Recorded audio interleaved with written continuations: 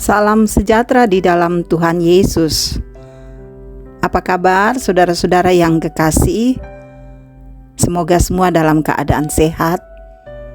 Kita selalu berjuang untuk memperoleh kehidupan dan juga mendapatkan tubuh yang kuat dan sehat.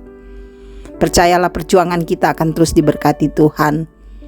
Dan karena itu kita juga rindu untuk membaca firman-Nya. Di saat ini kita bersama-sama dalam renungan harian dan kita akan membaca firman Tuhan di hari Minggu tanggal 4 Juli tahun 2021. Sebelum membaca firman-Nya, mari satu di dalam doa. Mari berdoa. Bapa kekasih jiwa kami bersyukur Engkau selalu baik dan setia dalam hidup kami. Terima kasih penyertaan-Mu begitu indah. Sekarang kami akan membaca firman-Mu. Roh Kudus, terangilah hati dan pikiran kami. Karuniakan hikmat, biar firman yang kami baca dan renungkan dapat mengambil bagian dalam hidup kami. Sertai dan tuntun kami selalu Tuhan. Bersabdalah, kami siap menyambut firman-Mu. Dalam nama Tuhan Yesus kami berdoa. Amin.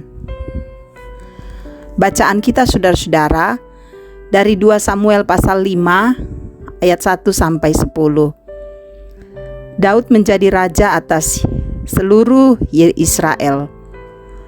Lalu datanglah segala suku Israel kepada Daud di Hebron dan berkata, "Ketahuilah, kami ini darah dagingmu. Telah lama ketika Saul memerintah atas kami, Engkaulah yang memimpin segala gerakan orang Israel.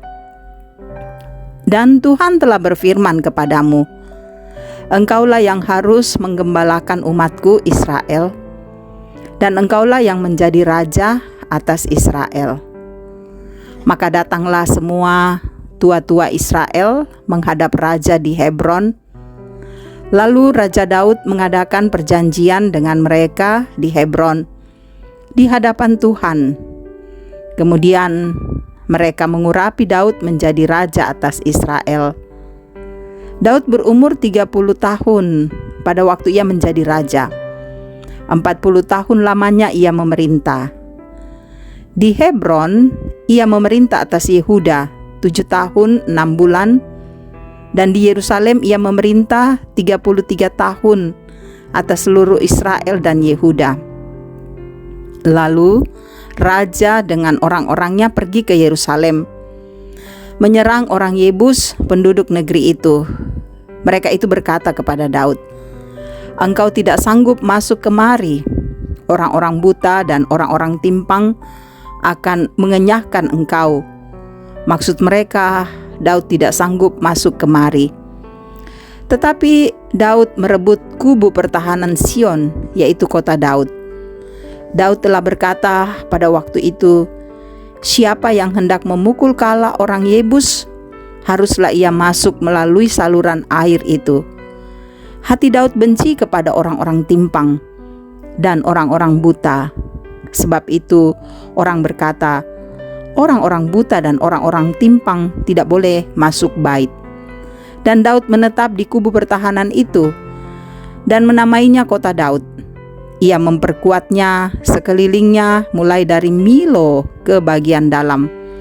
Lalu makin lama makin besarlah kuasa Daud, sebab Tuhan Allah semesta alam menyertainya. Demikian saudara firman Tuhan.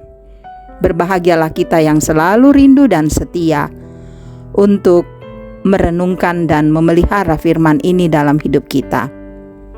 Amin. Sahabat-sahabat Yesus, tema kita utusan yang diberkati. Todisua tudispasakke. Sahabat Kristus, utusan adalah orang atau sekelompok orang yang membawa kuasa dari yang mengutus untuk disampaikan kepada orang atau kelompok lain. Biasanya seorang yang menjadi utusan memiliki nilai plus tersendiri. Apakah mereka paling cakap, paling teliti, paling cekatan, dan masih banyak lagi. Sahabat Kristus, menjadi utusan pernah dilaksanakan oleh Daud. Daud yang sejak awal menjadi pemimpin segala gerakan orang Israel saat pemerintahan Raja Saul, hingga Tuhan sendirilah yang berfirman agar Daud menjadi raja atas Israel. Itulah yang membuat para tua-tua Israel datang menghadap raja di Hebron agar Daud diurapi menjadi raja atas Israel. Daud diurapi pada saat usia 30 tahun dan dia memerintah atas Yehuda dan Yerusalem dalam masa kepemimpinan yang berbeda dan tergolong cukup lama. Sahabat Kristus, setelah diurapi menjadi raja oleh tua-tua Israel, kemampuan Daud dalam memimpin diuji dengan merebut kota Yerusalem. Orang-orang Yebus, penduduk kota itu, ternyata meremehkan dia. Namun, Daud berhasil merebut kubu pertahanan Yerusalem, yakni Sion. Daud kemudian menjadikan Sion sebagai tempat kediaman dan memperkuat kubu pertahanan itu dengan namanya sendiri, Kota Daud, dan Raja Daud semakin diberkati oleh Tuhan. Sahabat-sahabat Kristus, sama seperti Raja Daud yang menjadi utusan Tuhan, yang mau mendengar dan menerima pengutusan itu dengan senang hati. Tuhan juga mau memakai kita sebagai utusannya di tengah lingkungan kita, keluarga, dan di mana saja Ia mengutus kita. Kita diutus untuk menjadi pelayannya. Tuhan akan terus memberkati kita sebagai utusannya. Karena itu, sebagai utusan, kita diajak untuk setia, untuk taat, untuk mau mengikuti perintah Tuhan, sehingga kita menjadi utusan Tuhan yang sungguh-sungguh diberkati, dikasihi, dan dipelihara Tuhan. Saudaraku, jadilah utusan Tuhan, tetap teguh dan kokoh. Kristus memberkati. Amin. Mari berdoa. Sebagaimana firman-Mu mengatakan, kami adalah utusan-Mu dimanapun kami berada. Biar kami teguh menjadi utusan Tuhan yang setia. Terima kasih untuk firman-Mu, biar kami dapat memberlakukan dalam hidup kami. Hanya kepadamu kami membawa hidup ini. Dalam kuasa Tuhan kami tenang dan teguh menghadapi hidup ini. Ada banyak pergumulan kami, Tuhan mengenal. Biarlah Engkau yang menjawab dan memulihkan semua pergumulan yang kami rasakan. Engkau memberkati keluarga kami, anak-anak kami, usaha dan pekerjaan kami.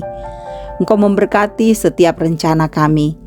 Kami percayakan hidup ini dalam kuasa Tuhan, karena di dalam kuasa-Mu lah kami akan tenang menghadapi hidup ini.